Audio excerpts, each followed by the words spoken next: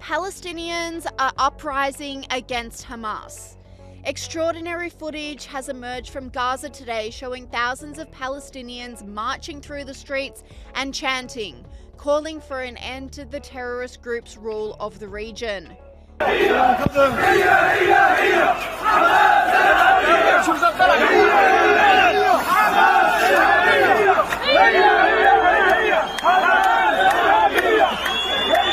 Palestinian civilians have finally realized the evil of Hamas, shouting "Hamas are terrorists" down the streets.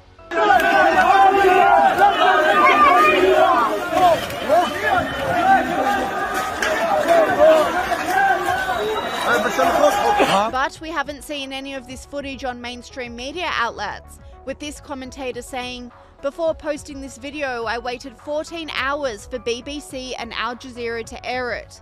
They refused.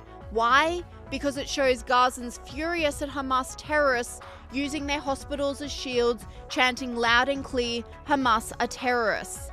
Yes, that supports Trump's plan to crush the Muslim Brotherhood forces in Gaza." And to the clueless protesters in New York and London, do you still think you understand the Middle East? Think again. Israel and the Arab people now stand side by side against the rapists, the radicals, and the lies. And this commentator agreed, saying, "Massive crowds of Palestinians have taken over the streets of northern Gaza, chanting, 'Down with Hamas. We've had enough, Hamas.'" I dare the New York Times or Mehdi Hassan to report on this. The leftists who have dedicated their lives since the harrowing events of October 7, 2023 to supporting Palestine are turning a blind eye to the uprising because it does not suit their agenda anymore. Commentator Avi Yemeni said mass protests against Hamas sweep Gaza and the West Bank as Palestinian support for the terrorist collapse. Spare a thought for Western jihadists, leftists and woke right fringes reeling from this betrayal. Free Palestine from Hamas. The display of abandon against Hamas is refreshing, but many are not buying it.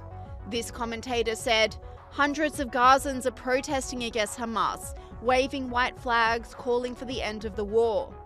Does anyone believe them, or is this far too late?" And this commentator agreed, saying, "I'm here to remind everyone that Gazans didn't protest against Hamas on October 7th because they were busy spitting on our dead bodies, hitting them with sticks and parading them on the streets while chanting Allah Akbar. I'll never forget, I'll never forgive." Meanwhile, in the US, progressives continue to support Hamas by flying their flag outside the White House and denouncing Israel.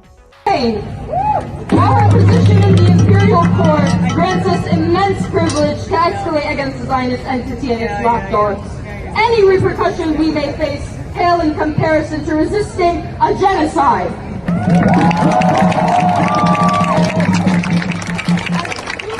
As people of conscience, we must not forget the sacrifices our people have made.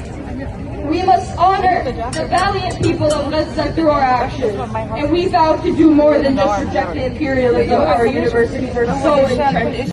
But the Trump administration isn't budging. The Deputy Special Envoy for the Mideast, Morgan Ortagus, blasted Hamas and the hell it is putting Palestinians through. President Trump has been very clear about this. He's threatened them more than once. He told them there would be hell to pay. And at some point, they have to want to save their own people more than they want to kill Israelis. And right now, not just right now, but in general, Hamas, since their founding, they only care about death and destruction. You know, these are people that don't care if they lose their own women and children. They don't mind using innocent people as human shields. It's really disgusting and sad to see for the innocent people that are victims to this awful terrorist regime, and it can't be allowed to continue.